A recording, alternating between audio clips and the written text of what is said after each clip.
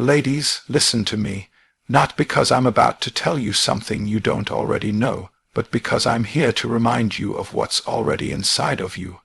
Hard times are not your enemy. They are your opportunity. They are the fire that tests the metal, the pressure that forms the diamond, the storm that reveals what you're really made of. You don't know how strong you are until strong is the only option left. When life comes at you, fast, hard, unexpected, it's not trying to destroy you.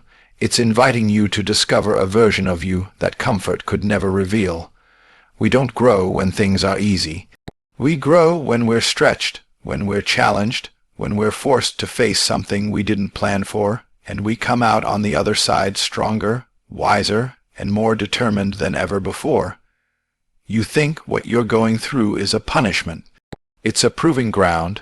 It's a test of character, a test of endurance, a test of your faith, your courage, and your decision to keep going when quitting would be easier. If you're in the middle of a hard time right now, you're not losing. You're being refined. You're not being buried. You're being planted. And what's planted in pain grows in power. That heaviness you feel, that's not weakness. That's your capacity expanding. That resistance, that's the weight room for your spirit. That closed door, that rejection, that heartbreak, it's not the end, it's the beginning of a deeper strength you didn't even know you had. The enemy wants you to believe that the hard season means you're finished.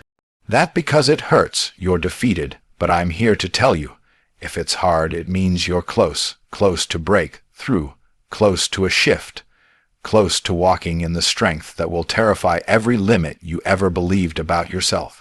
You will never know your full power if everything always goes your way. It's in the fight, in the tears, in the silent prayers when no one sees you, in the moments when you had every reason to give up and still chose to stand. That's when your real power shows up. Hard times reveal the power God put in you long before you even needed it. It was always there. The challenge simply woke it up.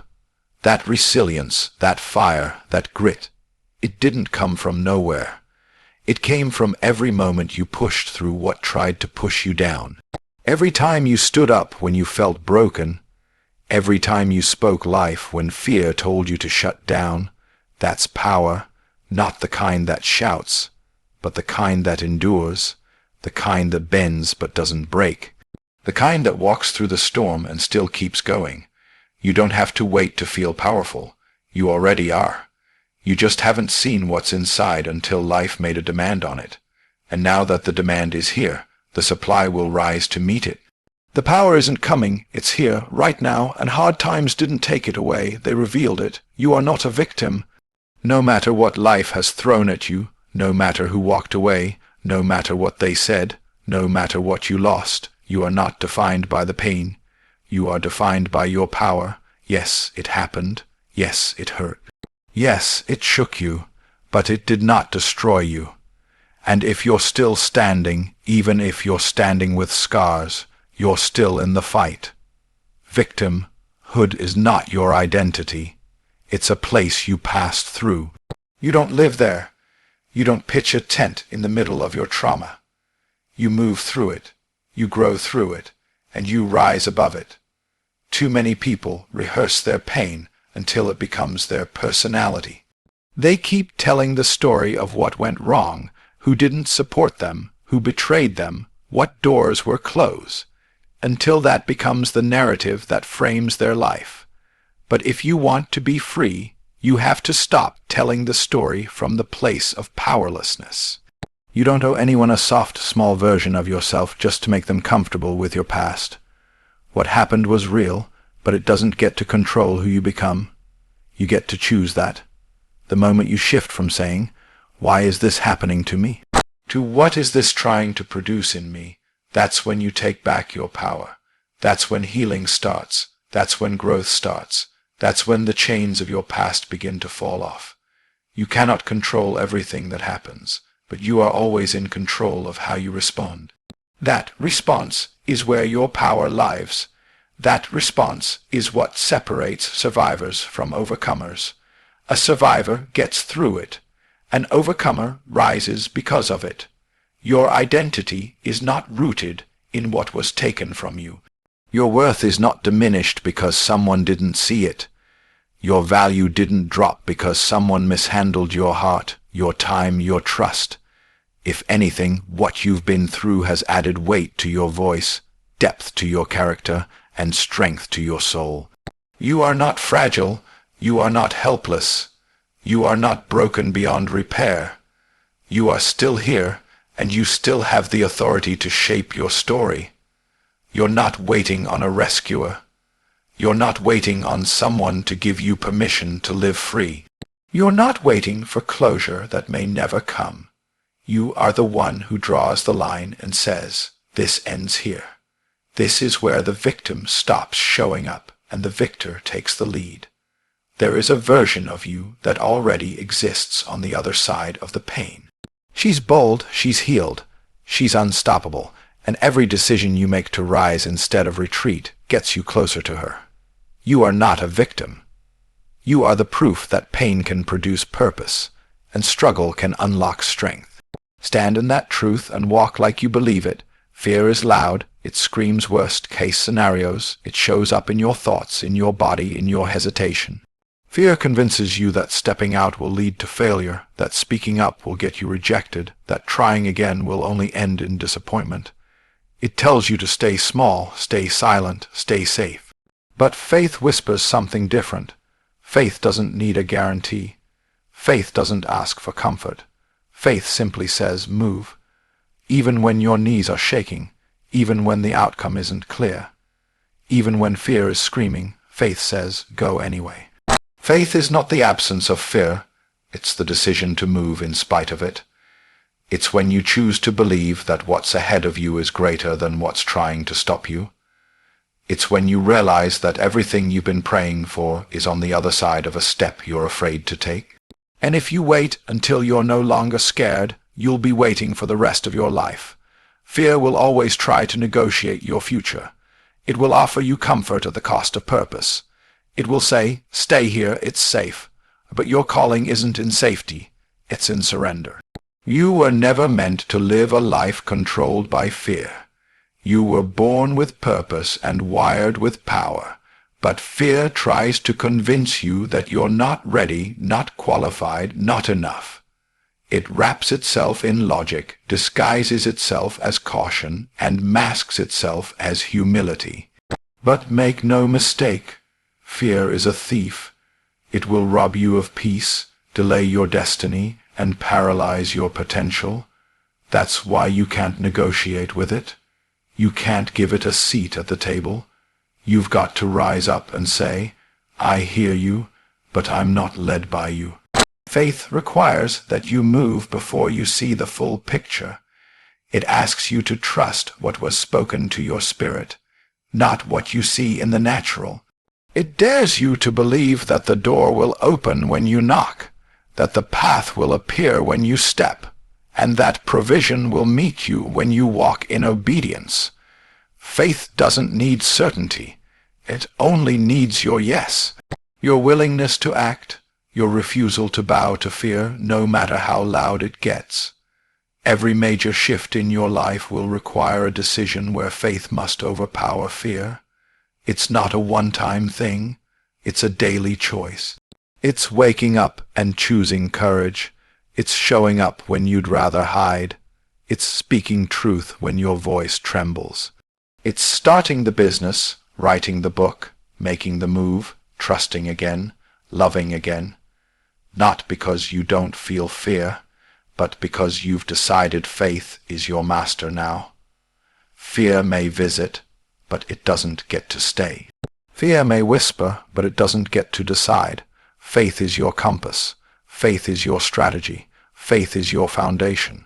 And when faith takes the lead, fear loses its grip. Every single time. Pain doesn't come to destroy you. It comes to develop you. It's not pleasant, it's not easy, and it doesn't feel fair. But it's not pointless. Pain has a purpose. It's a process that refines you, teaches you, and pulls things out of you that ease and comfort never could. Everybody wants growth, but no one wants the breaking that comes with it. Everyone wants to go higher, but few want the pressure it takes to get there. Yet the truth remains, pressure produces strength, and struggle reveals what ease keeps hidden. Pain forces you to confront yourself, to examine what you believe, to make a decision about who you're going to become. There are some lessons that only pain can teach. You don't learn endurance from convenience. You don't develop resilience by avoiding conflict. You don't build spiritual muscle without lifting something heavy. And sometimes, what feels like punishment is actually preparation. Sometimes what you think is the end of something is actually the beginning of something greater. If you avoid pain, you also avoid the transformation that it's trying to produce in you. What hurts now is working something deep within you that you'll need later. Strength you'll need to stand, wisdom you'll need to lead, clarity you'll need to choose wisely. There's purpose in your tears, there's purpose in the silence, there's purpose in the waiting, in the betrayal, in the disappointment. There's purpose in the heartbreak, not because the pain itself is good, but because what God can do through it is powerful. Pain is the fire that purifies. It strips away the false so the real can rise. It exposes the cracks in your foundation, not to shame you, but so you can rebuild with truth. You may not have chosen the pain, but you get to choose what it produces in you. You can let it make you bitter, or you can let it make you better. You can let it harden you, or you can let it grow you. You can let it shut you down, or you can let it break you open so the real you can finally rise. Some of the strongest, most compassionate, most powerful people you'll ever meet didn't get there because life was easy.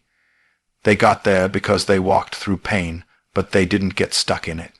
They turned their wounds into wisdom. They turned their losses into lessons. They didn't waste their pain. They worked their pain. They allowed it to fuel them, not finish them. And you can too. You may not see it now, but what you're walking through is shaping something in you that can't be shaken. What's crushing you is also constructing you. What's pressing you is also positioning you. Pain is the invitation to a deeper level of purpose. And when you understand that, you stop asking why me, and start declaring watch me. Being unstoppable isn't about never falling. It's about never quitting. It's not about perfection. It's about a decision. You don't become unstoppable by waiting for the perfect moment, the perfect support system, or the perfect version of yourself. You become unstoppable when you decide that nothing and no one will have more authority over your destiny than your own will to rise. You make a decision that no matter what life throws at you, you will keep showing up. You will keep pushing forward. You will keep becoming. You will keep becoming her, the version of you that doesn't back down just because the path gets difficult. Every breakthrough starts with a decision, a moment where you say, I don't care what it costs, I'm going all in. I'm not waiting to feel ready. I'm not asking for permission. I'm not looking for applause. I've made up my mind and I'm moving. That's the real starting point of transformation. Not motivation, not inspiration, not luck. Decision, a bold, unapologetic choice to keep going when comfort tells you to stop, to build when no one's watching, to lead when you still feel unsure, to fight for the vision in your heart even when no one else sees it yet. Life will test your decision. It will throw distractions, setbacks, and disappointments to see if you really meant it. And that's where most people quit, because they were interested in change, but not committed to it. But interest doesn't make you unstoppable. Decision does. You don't negotiate with excuses when you're unstoppable. You don't let fear sit in the driver's seat. You don't ask for validation from people who never had the courage to chase their own dream. You move with focus. You move with faith. You move like your life depends on it, because in many ways it does. The moment you decide to be unstoppable, you shift the entire atmosphere around you. You stop being tossed around by emotions and start being anchored in purpose. You stop waiting for things to get easier and start getting stronger. You stop talking about what you want to do and start becoming the person who gets it done. People will look at you and wonder what changed. The answer: you decided, you stopped hoping, you stopped wishing, you stopped blaming, and you made a commitment to yourself that you are not backing down, no matter what it looks like, no matter how long it takes, no matter who walks away. You don't need to feel ready. You don't need all the answers. You need to decide. Once you do, everything else begins to align. The resources show up, the strength rises, the opportunities find you, but nothing moves until you do. So decide to be unstoppable, not later, not when you're more confident, not when things settle down. Now, decide that average is no longer enough, that excuses are no longer welcome, that fear is no longer the boss. Decide that you're going to walk in purpose like your name depends on it, because it does. You've been looking in all the wrong places, waiting for someone to save you, validate you, recognize you, pick you, open the door for you. But the truth is, nobody is coming, and that's not bad news.